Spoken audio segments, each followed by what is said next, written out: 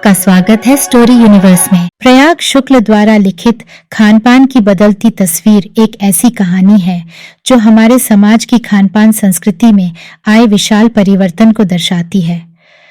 प्रयाग शुक्ल जो साहित्य जगत के प्रतिष्ठित लेखक हैं, उनकी लेखनी में समाज के विभिन्न पहलुओं को बारीकी से उकेरा गया है। उन्होंने खानपान की इस नई संस्कृति में हमारी पुरानी परंपराओं और आधुनिकता के बीच के संघर्ष को बड़ी ही खूबसूरती से पेश किया है। क्या आपने कभी सोचा है कि आजकल के बच्चों को हमारे परंपरागत व्यंजनों का स्वाद क्यों नहीं पता? क्या आपने यह महसूस किया है कि हमारे पुरानी रसोई के व्यंजन धीरे धीरे गायब होते जा रहे हैं? क्यों अब घरों में भी विदेशी फास्ट फूड का प्रचलन बढ़ गया है? इन सवालों के जवाब इस कहानी में छिपे हैं, जो आपको न केवल हमारे खान पान की बदलती तस्वीर को समझाएगी, बल्कि आपको यह भी सोचने पर मजबूर करेगी कि क्या हमने सच में अपने स्वाद और सेहत को सही दिशा में ले जा रहे हैं। तो चलिए शुरू करते हैं। पिछले 10-15 वर्षों में हमारी खानपान की संस्कृति में एक बड़ा बदलाव आया है। इडली, डोसा, बद्धा, सांभर, रसम अब केवल दक्षिण भारत तक सीमित नहीं है। ये उत्तर भारत के भी हर शहर में उपलब्ध हैं और अब तो उत्तर भारत की ढाबा संस्कृति लगभग पूरे देश में फैल चुकी है। अब आप कहीं भी हो, उत्तर भारतीय रोटी दाल साग आपको मिल ही जाएंगे। फास्ट फूड, तुरंत भोजन का चलन भी बड़े शहरों में खूब बढ़ा है। इस फास्ट फूड में बर्गर, नूडल्स जैसी कई चीजें शामिल हैं। एक जमाने में कुछ ही लोगों तक सीमित चाइनीज नूडल्स अब संभवतः किसी के लिए अजनबी नहीं रहे। 2 मिनट्स नूडल्स के पैकेट बंद रूप से कम बच्चे बूढ़े सभी परिचित हो चुके हैं। इसी तरह नमकीन के कई स्थानीय प्रकार अभी तक भले मौजूद हों, लेकिन आलू चिप्स के कई विज्ञापित रूप तेजी से घर घर में अपनी जगह बनाते जा रहे हैं। गुजराती ढोकला गाठियां भी अब देश के कई हिस्सों में स्वाद लेकर खाए जाते हैं और बंगाली मिठाइयों की केवल रस भरी चर्चा ही नहीं होती, वे कई शहरों में पहले की तुलना में अधिक उपलब्ध हैं। यानी स्थानीय व्यंजनों के साथ ही अब अन्य प्रदेशों के व्यंजन पकवान भी प्रायः हर क्षेत्र में मिलते हैं और मध्यम वर्गीय जीवन में भोजन विविधता अपनी जगह बना चुकी है। कुछ चीजें और भी हुई हैं, मसलन अंग्रेजी राज तक जो ब्रेड केवल साहबी ठिकानों तक सीमित थी, वह कस्बों तक पहुंच चुकी है और नाश्ते के रूप में लाखों करोड़ों भारतीय घरों में सेंकी तली जा रही है।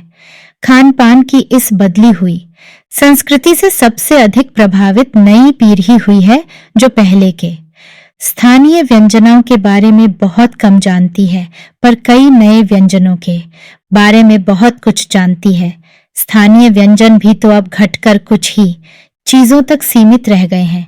बंबई की पाव भाजी और दिल्ली के छोले कुलचों की दुनिया पहले की तुलना में बढ़ी जरूर है, पर अन्य स्थानीय व्यंजनों की दुनिया में छोटी हुई है।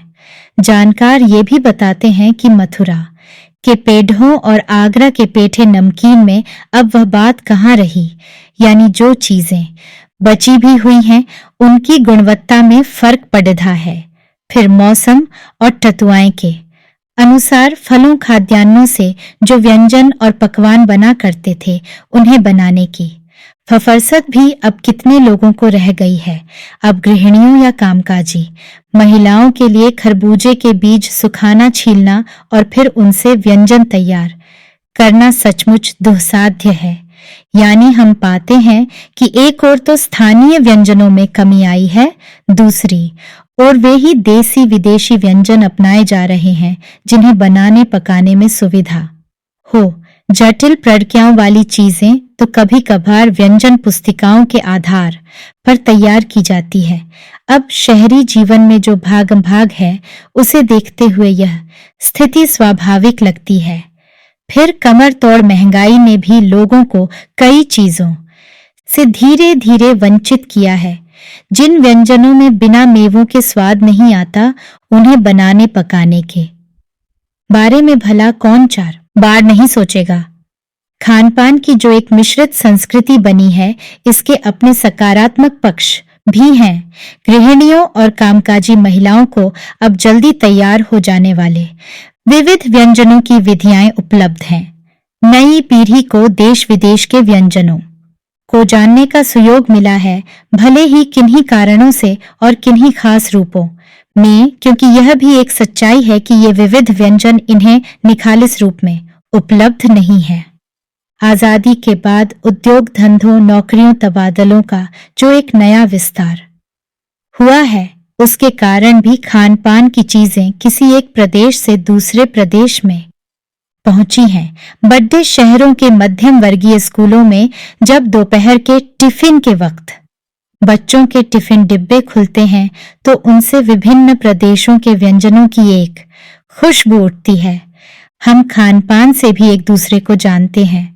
इस दृष्टि से देखें तो खान पान की नई संस्कृति में हमें राष्ट्रीय एकता के लिए नए बीज भी मिल सकते हैं।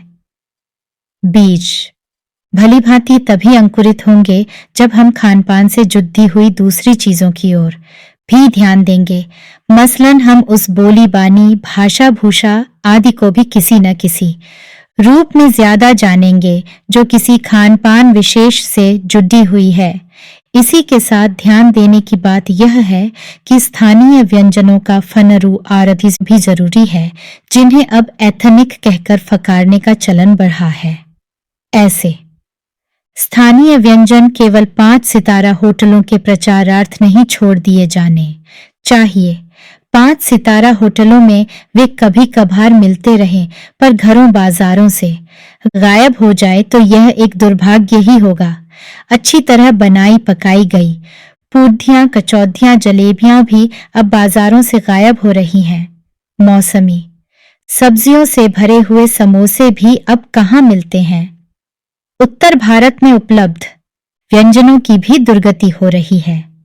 अचरज नहीं कि पहले उत्तर भारत में जो चीजें गली मोहल्लों की दुकानों में आम हुआ करती थीं, उन्हें अब खास दुकानों में तलाशा जाता है। यह भी एक कड़वा सच है कि कई स्थानीय व्यंजनों को हमने तथाकथित आधुनिकता के चलते छोड़ दिया है और पश्चिम की नकल में बहुत सी ऐसी चीजें अपना ली हैं जो स्वाद, स्वास्थ्य और सरसता के मामले में हमारे बहुत अनुकूल नहीं हैं। हो यह भी रहा है कि खान पान की मिश्रित संस्कृति में हम कई बार चीजों का असली और अलग स्वाद नहीं ले पा रहे। अक्सर प्रीति भोजों और पार्टियों में एक साथ ढेरों चीजें रख दी जाती हैं और उनका स्वाद कम होता रहता है। खान पान की मिश्रित या विविध संस्कृति हमें कुछ चीजें चुनने का अवसर देती है, हम उसका लाभ प्रायः नहीं उठा रहे हैं। हम अक्सर एक ही प्लेट में कई तरह के और कई बार तो बिल्कुल विपरीत प्रकृति वाले व्यंजन परोस लेना चाहते हैं। इसलिए खान पान की जो मिश्रित विविध संस्कृति बनी है और लग यही रहा है कि यही और अधिक विकसित होने वाली है, उसे तरह तरह से जांचते रहना जरूरी है। आशा करते हैं कि यह कहानी आपको बहुत पसंद आई होगी। ऐसी और कहानियां सुनने के लिए जुड़े रहिए हमारे चैनल स्टोरी यूनिवर्स के साथ। धन्यवाद।